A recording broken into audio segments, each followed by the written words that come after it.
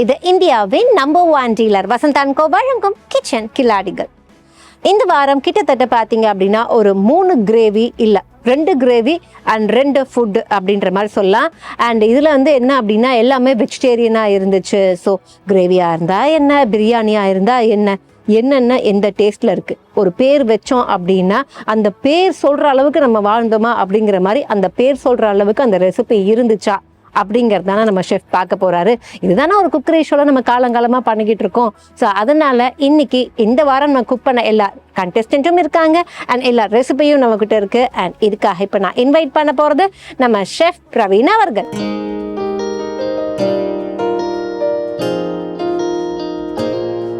So முதல் முறையாக இன்னைக்கு நம்ம ஆளுங்கள்லாம் பண்ண ஆர்ப்பாட்டத்தெல்லாம் பார்த்துட்டு என்னையா இப்படி நான் பண்ணுறீங்க, இப்படி நடக்குதாப்பா அப்படிங்கிற மாதிரி ஒரு டென்ஷனாக இருந்துச்சு. இல்லை ஜாலியாக இருந்துச்சா சார் இங்கே குக்கிங்லாம் பார்க்கும்போது? ஜாலியாக தான் இருக்குல்ல. எஸ். ஸோ ஒரு பக்கம் பார்த்தீங்க அப்படின்னா இங்கே வந்து உங்கள் வீட்டு கிச்சன் நார்மலாக ஒருத்தர் வீட்டில் ஒரு கிச்சன் எடுத்துக்கிட்டோம் அப்படின்னாலே அதுவே பரபரப்பாக இருக்கும். பட் இங்கே ஒரு கான்டெஸ்ட்டாக பண்ணும்போது இந்த கிச்சன் பார்த்தீங்க அப்படின்னா இந்த செட்டு எப்போ பார்த்தாலும் பரபரன்னு இருக்கும். ஏன்னா அவ்வளோ வேலைகள் இருக்கும். ஒன்ஸ் பேக்கப் அப்படின்னு சொல்லும்போது தான் காம் ஆகும். ஸோ இப்போது நம்ம எல்லா ரெசிபீஸும் ரெடியாக இருக்குது. டேஸ்ட் பண்ணிடலாமா சார்? ஸோ எல்லாமே நமக்கு வந்து வெஜிடேரியன் தாங்க, நமக்கு எப்படி வேணால் போடலாமா? நீங்கள் இல்லை பிரியாணி ஃபஸ்ட்டு டேஸ்ட் பண்ணிடுறீங்களா? We have 2 biryanis. Okay fine.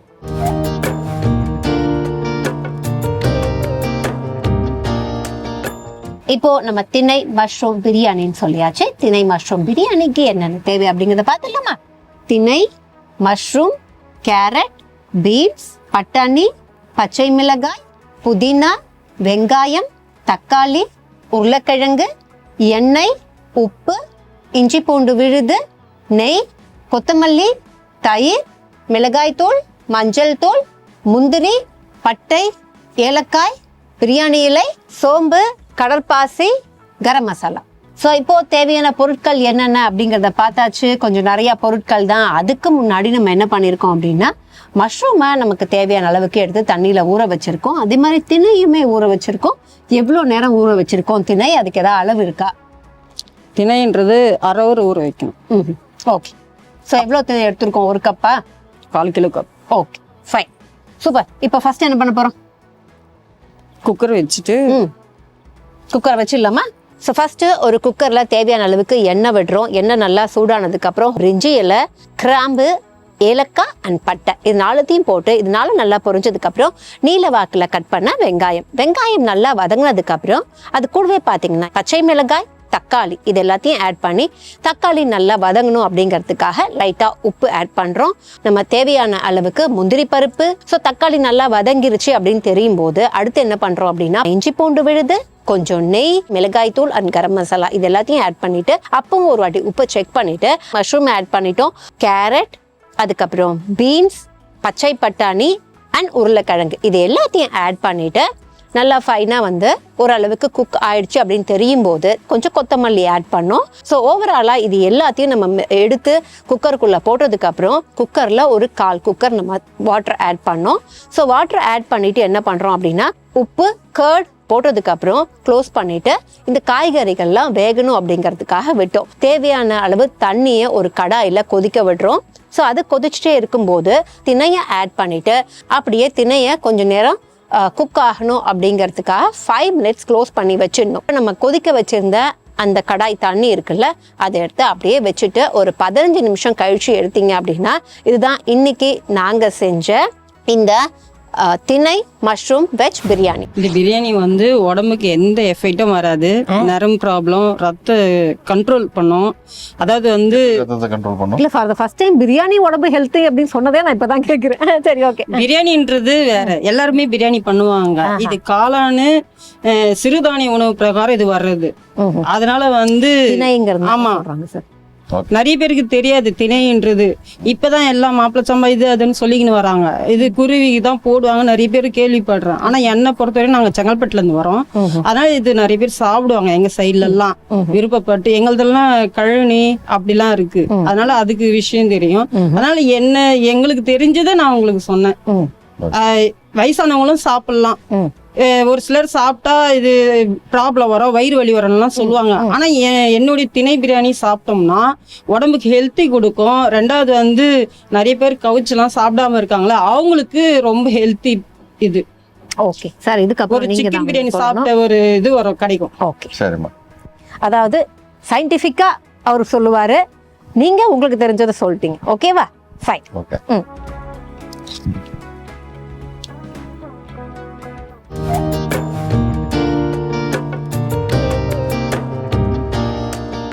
So இந்த மஷ்ரூம் தம் பிரியாணிக்கு முதல்ல என்னென்ன தேவை அப்படிங்கிற லிஸ்ட்டை பார்த்துருவோம். அதுக்கப்புறம் குக் பண்ண ஆரம்பிக்கலாம்.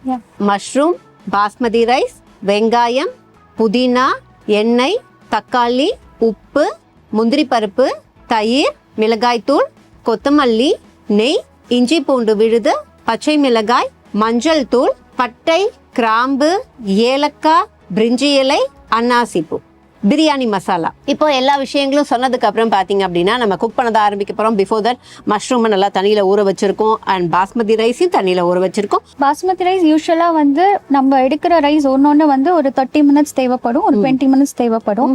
நான் எடுத்திருக்கிறது வந்து 20 மினிட்ஸ் ஊற போட்டா போறோம். ஓகே, ஸோ அது ஆல்ரெடி ஊறிக்கிட்டு இருக்கு. நம்ம இப்போ ஃபர்ஸ்ட் என்ன பண்ணலாம்? நம்ம ஃபர்ஸ்ட் வந்து ஒரு பக்கம் வந்து குக்கர் எடுத்து வைக்க போறோம் நம்ம ஸ்டார்ட் பண்றதுக்கு.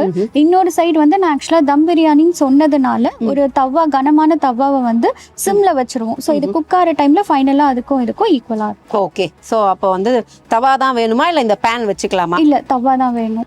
எண்ணெய், நெய் இது ரெண்டுத்தையும் போட்டு ஹோல் ஸ்பைசஸை போடுறோம். ஹோல் ஸ்பைசஸ் நல்லா நமக்கு ஓரளவுக்கு பொரிஞ்சதுக்கு அப்புறம் நீல வாக்குல தின்னா கட் பண்ண வெங்காயத்தை ஆட் பண்றோம். வெங்காயம் நல்லா வதங்கினதுக்கு அப்புறம் இஞ்சி பூண்டு விழுது ஆட் பண்றோம். ஸோ இஞ்சி பூண்டு விழுதும் பச்சை வாசனை போனதுக்கு அப்புறம் தக்காளி, தேவையான அளவுக்கு பச்சை மிளகாய், புதினா இது எல்லாத்தையும் ஆட் பண்ணி இதெல்லாம் நல்லா ஃபைனா பைண்ட் ஆனதுக்கு அப்புறம் வாஷ் பண்ணி வச்சிருந்த மஷ்ரூம் ஆட் பண்றோம். ஸோ மஷ்ரூம் குக் ஆகிட்டே இருக்கும்போது தயிர் தேவையான அளவுக்கு ஆட் பண்ணணும். தேவையான அளவுக்கு மஞ்சள் தூள், மிளகாய் தூள் அண்ட் பிரியாணி மசாலாவை போட்டுட்டு இன்னைக்கு நம்ம எடுத்துக்கிட்ட 1.5 கப் அரிசிக்கு 1.25 கப் பிளஸ் 1 கப் வாட்டரை ஆட் பண்ணிட்டு ஊற வச்ச அரிசியை எடுத்து ஆட் பண்ணிட்டு உப்பை சரி பார்த்துட்டு கொஞ்சம் கொத்தமல்லியும் தூவி க்ளோஸ் பண்ணி வச்சிடணும். நம்ம தம் பண்ணுறதுக்காக தவா வச்சிருந்தோம்ல, அப்படியே எடுத்து தவால அந்த குக்கரை வச்சுட்டு ஒரு வெயிட்டுக்காக 1 கப் தண்ணியுமே அது மேலே வச்சுட்டு அதுக்கப்புறம் ஒரு பேனில் தேவையான அளவுக்கு நெய் விட்டு அந்த நெய் மெல்ட் ஆனதுக்கப்புறம் முந்திரி பருப்பை வறுத்து எடுத்துடணும். அந்த தவால தம் ஒரு 10 நிமிஷம் ஆனதுக்கப்புறம் புதினா, இந்த நெய் அண்ட் கொத்தமல்லியை ஆட் பண்ணிட்டு இன்னொரு 10லேருந்து 15 நிமிஷம் அதை அப்படியே தம் பண்ண விடணும். ஒரு 10 நிமிஷம் 5 நிமிஷம் கழிச்சு திறந்தீங்க அப்படின்னா ரெடியாக இருக்கும். சொல்லுங்க, என்ன ஸ்பெஷல் இந்த பிரியாணியில்? யூஸ்வலா வந்து பாத்தீங்க அப்படின்னா மஷ்ரூம் பிரியாணி கொஞ்சம் சட்டிலா பண்ணுவாங்க. நான் கொஞ்சம் ஆந்திரா ஸ்டைல்ல பண்ணியிருக்கேன். ஆந்திரானாவே கொஞ்சம் ஸ்பைசி வந்து ஜாஸ்தி இருக்கும். ப்ளஸ் வந்து இது தம் பிரியாணியா பண்ணியிருக்கேன் ப்ராப்பரா. ஓகே. மஷ்ரூம் தம் பிரியாணினா இந்த மாதிரி நம்ம குக்கர்ல பண்ணாலும் சரி, தப்ரால அந்த மாதிரி பண்ணாலும் சரி, ஸ்டவ்ல வந்து டைரக்டா வச்சு பண்ணுவோம். அது வந்து அடி பிடிக்கும். இப்போ நான் வந்து ப்ராப்பரா தவா வச்சு மேலே அந்த லிட்டெல்லாம் க்ளோஸ் பண்ணி அது மேலே வெயிட் வச்சு ஏரோட இந்த சர்க்குலேஷன் வெளியில போகாம க்ளோஸ் பண்ணி பண்ணியிருக்கேன். ஓகே.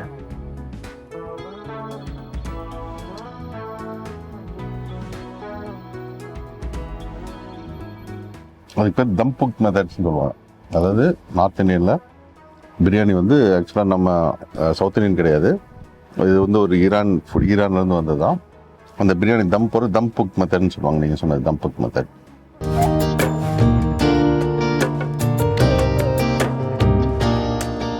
ஸோ இந்த மூங் தால் சீலாக்கு என்னென்ன தேவை அப்படிங்கிறத பார்த்துடலாமா? ஆமாம். சிறுபருப்பு, புளி, கொத்தமல்லி, ரவை, சாட் மசாலா, பீட்ரூட், வெண்ணெய், உப்பு, வெங்காயம், சர்க்கரை, ஜீரகம், பெருஞ்சீரகம், மிளகு, மிளகாய்த்தூள், எண்ணெய், வெல்லம், பச்சை மிளகாய், குடைமிளகாய், கேரட், காலிஃப்ளவர், தக்காளி. இப்போ வந்து நம்ம எவ்வளோ சிறுபருப்பு எடுத்திருக்கோம், எவ்வளோ நேரம் ஊற வச்சிருக்கோம், அண்ட் எவ்வளோ அதில் வந்து எவ்வளோ சிறுபருப்புக்கு அந்த ரைஸ் ஃப்ளோர் எவ்வளோ ஆட் பண்ணிருக்கோம். ஸோ இது ஒரு 1/4 கிலோ சிறுபருப்பு எடுத்திருக்கோம். ஒரு 1 to 2 tablespoon அரிசி ஆட் பண்ணிக்க ஃபார் த கிறிஸ்பினஸ். அதே மாதிரி ரவாவும் கிறிஸ்பினஸ். இது ஒரு மினிமம் 2 hours ஊறணும். ஓகே, ஊற வச்சுட்டு இப்போ நம்ம இதை அரைச்சிக்கலாம். அரைக்கும் போது தண்ணியே இல்லாமல் அரைக்கணும். ஓகே. 2 மணி நேரம் ஊற வச்ச சிறுபருப்பு, அது கூட தேவையான அளவுக்கு அரிசி மாவு கிறிஸ்பினஸ்க்காக, அதுக்கப்புறம் ஒரு ரவையும் தேவையான அளவு போட்டு ஊற வச்சுட்டு நல்லா தண்ணி விடாமல் அதை ஒரு கெட்டி பேஸ்ட்டாக அரைச்சிக்கணும். அரைச்ச பேஸ்ட்டில் என்னென்ன ஆட் பண்ணுறோம் அப்படின்னா, சோடா ஆட் பண்ணதுக்கப்புறம் தேவையான அளவுக்கு உப்பு, காலிஃப்ளவர், பீட்ரூட், குடமிளகாய், பச்சை மிளகாய், அண்ட் அதுக்கப்புறம் நிறைய கொத்தமல்லி, சாப் பண்ண வெங்காயம் இதெல்லாம் ஆட் பண்ணிட்டு பச்சை மிளகாவையும் ஆட் பண்ணிட்டு உப்பு சரி பார்த்துட்டு அதுக்கப்புறம் அதை வந்து ஒரு பேன் கேக்காக மாற்றுறதுக்கு பேன் சூடானதும் தேவையான அளவுக்கு எண்ணெய், அதுக்கப்புறம் தேவையான அளவுக்கு வெண்ணெய், இது ரெண்டுத்தையும் ஆட் பண்ணிவிட்டு கொஞ்சம் ஜீரகத்தை போட்டுட்டு இந்த பேட்டர் அதில் ஊற்றிட்டு நீங்கள் கொஞ்சம் கெட்டியாக ஊற்றுனீங்க அப்படின்னா அது திருப்பி ஃப்ளிப் பண்ணி போட்டு பட்டரில் நீங்கள் ரோஸ்ட் பண்ணிகிட்டே இருந்தீங்க அப்படின்னா அந்த ரெக்வைட் கலர் வரும். கலர் வரும்போது மேலே கீறி வச்ச பீட்ரூட்டை வச்சுட்டு 2 பக்கமும் ரோஸ்ட் பண்ணி எடுத்து வச்சிட்டிங்க அப்படின்னா இதுதான் அந்த பேன் கேக். அதுக்கப்புறம் அதுக்கான சைட் டிஷ் பார்த்தோம். இந்த டேமரின் சட்னி எப்படி ரெடி பண்ணோம் அப்படின்னா, ஊற வச்ச புளி இருந்துச்சு, அந்த புளியை பிளெண்ட் பண்ணிவிட்டு அந்த புளியை நம்ம கையாலேயே கொஞ்சமாக கரைச்சி தண்ணி ஊற்றி எக்ஸ்ட்ராக்டை மட்டும் எடுத்துக்கணும். எக்ஸ்ட்ராக்டை எடுத்ததுக்கு அப்புறம் ஒரு பேனில் நல்லா வந்து வெல்லம் தேவையான அளவுக்கு போட்டு அதுக்கு தண்ணியும் ஊற்றி வெல்லம் நல்லா கரையிற அளவுக்கு விட்டுட்டு வெல்லத்து கூட நாங்கள் என்ன பண்ணோம் அப்படின்னா ஸ்வீட்னஸ்க்காக இன்னும் கொஞ்சம் சர்க்கரையை ஆட் பண்ணோம். சர்க்கரையை ஆட் பண்ணி சர்க்கரையும் ஒரு அளவுக்கு குக் ஆனதுக்கப்புறம் நம்ம ரெடி பண்ணி வச்சுருந்தா அந்த புளி கரைசல் அதில் போட்டுட்டு அதுக்கப்புறம் தேவையான அளவுக்கு மிளகாய்த்தூள், தேவையான அளவுக்கு உப்பு லைட்டாக ஆட் பண்ணிவிட்டு அண்ட் கொஞ்சம் மசாலா ஃப்ளேவருக்காக ஜீரகம் தேவையான அளவு அண்ட் தேவையான அளவுக்கு மிளகு அண்ட் பெருஞ்சீரகம், இது மூணுத்தையும் நல்லா ஃபைனாக பவுடர் பண்ணிவிட்டு அதை அதில் ஆட் பண்ணிவிட்டு கன்சிஸ்டன்சி தேவையான அளவுக்கு வந்ததுக்கப்புறம் இறக்கிட்டீங்க அப்படின்னா 2 வேலையும் முடிஞ்சிருச்சு. ஸோ நான் வந்து நார்த்தில் ரொம்ப ஃபேமஸாக இருக்கக்கூடிய மூங் தால் சீலா வித் ஸ்வீட் சட்னி பண்ணியிருக்கேன். ஸோ இது மார்னிங் பிரேக்ஃபாஸ்ட்டுக்கு ரொம்பவே ஹெல்தி, ஒரு ஹை ப்ரோட்டீன் இதுன்றதுனால ஸோ கிட்ஸ் நிறைய பேர் இன்னைக்கு ஸ்கிப் பண்ணுறாங்க பிரேக்ஃபாஸ்ட்டை. ஸோ இந்த மாதிரி ஒரு இது கொடுத்தீங்கன்னா உங்களுக்கு ஹெல்த்தியாக இருக்கும். ஸோ டே ஃபுல்லாக ஆக்டிவாக இருக்கும். அதனால நான் இந்த ரெசிபி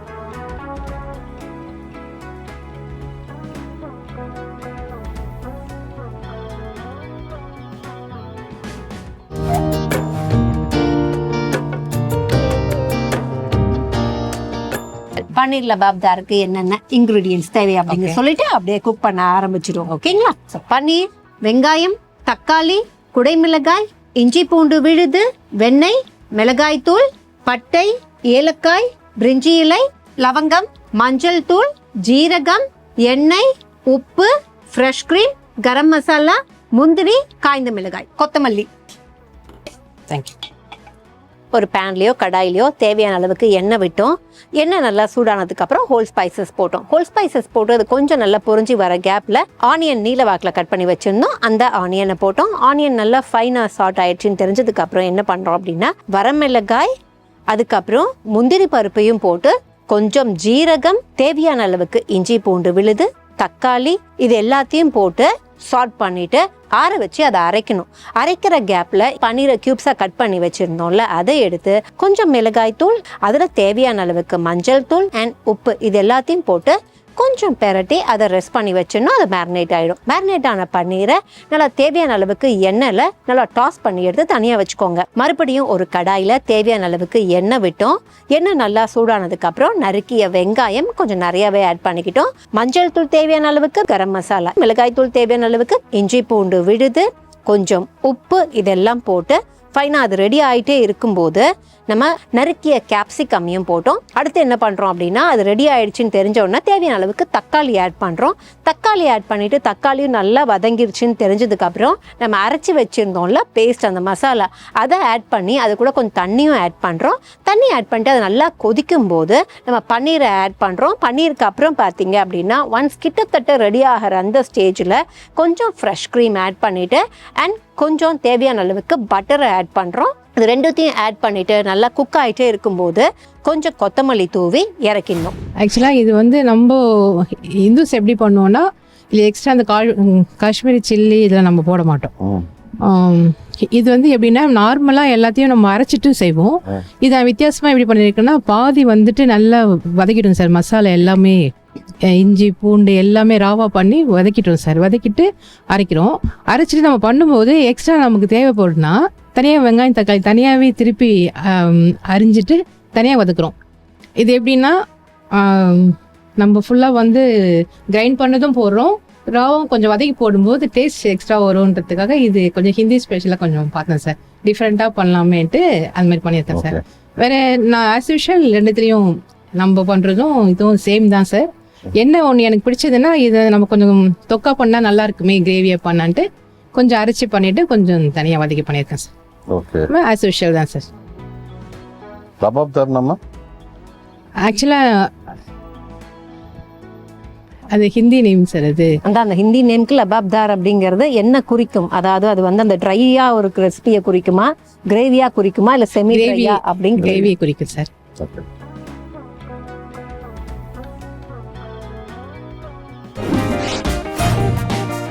ஸோ எவ்வளோ பெரிய gift வந்தாலும் இந்த gift பார்க்கும்போது மனசு கொஞ்சம் அப்படியே ஃபீல் ஆகும். ஏன்னா சீத்ரூ கண்டெய்னர்ஸ் அப்படிங்கும்போது ரொம்பவே ஹெல்ப்ஃபுல்லாக இருக்கும் நம்ம கிச்சனுக்கு. ஸோ இது ஒரு கிஃப்ட் ஹேம்பர் அல்லது 4வது பரிசு. இது யாருக்கு போக போகுது? பன்னீர் லபாப்தார். ஓகே, இந்தியாவின் நம்பர் 1 டீலர் வசந்த் அண்ட் கோ வழங்கும் கிச்சன் கில்லாடிகள்ல இந்த வாரம் உங்களுக்கு கிஃப்ட் ஹேம்பர். கங்க்ராட்ஸ்.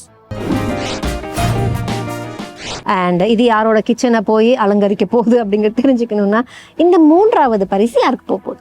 திணை, மஷ்ரூம் அண்ட் வெஜ் பிரியாணி.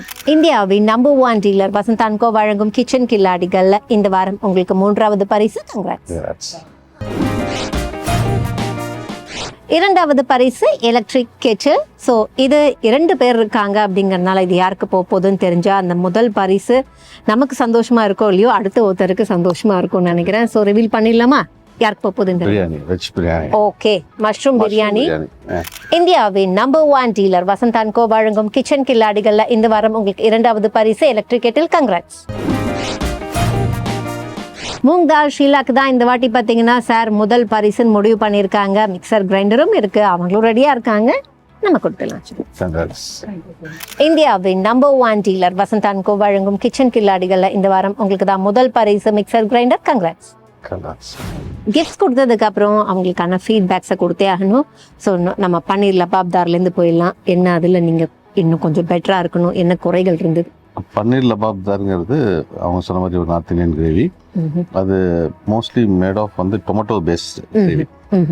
எப்படி நம்ம மக்னி கிரேவி சொல்கிறோமோ அந்த மாதிரி பண்ணுவோம். ஆனால் மக்னி கிரேவியில் கேஷ்நட் க்ரீம் அதெல்லாம் ஆட் பண்ணுவோம். இதில் வந்து வராது. கேஷ்நட் பண்ண மாட்டோமா? இதில் கேஷ்நட் வந்து லைட்டாக பண்ணலாம், பட் ஆனால் அந்த அளவுக்கு ரிச்சாக இருக்காது. பன்னீர் பட்டர் மக்னி கிரேவியில் அந்த அளவுக்கு ரிச்சாக இருக்காது. இதில் வந்து டொமேட்டோ பேஸ்ட், டொமேட்டோ ஃப்ளேவர் ஜாஸ்தி இருக்கும். நல்லா குக் பண்ணும். அவங்க சொன்ன மாதிரி நல்லா குக் பண்ணுற மெத்தட்லாம் கரெக்ட் தான், பட் அந்த ஸ்பைசினஸ் இதில் ஜாஸ்தி இருக்குது. அதில் அவ்வளோ ஸ்பைசி இருக்காது. மோஸ்ட்லி அந்த டேங்கி ஃப்ளேவர் இருக்கும்.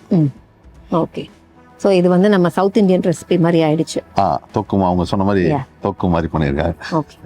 நம்ம இங்கே தான் வாழ்கிறோம், இதுதான் நமக்கு வரும், நம்ம என்ன பண்ணுறது, தானா எங்கள் கை மிளகாவை போட்டுருது சார் அப்படிங்கிற மாதிரி ஃபீலாக தான் இருக்குது நமக்கு.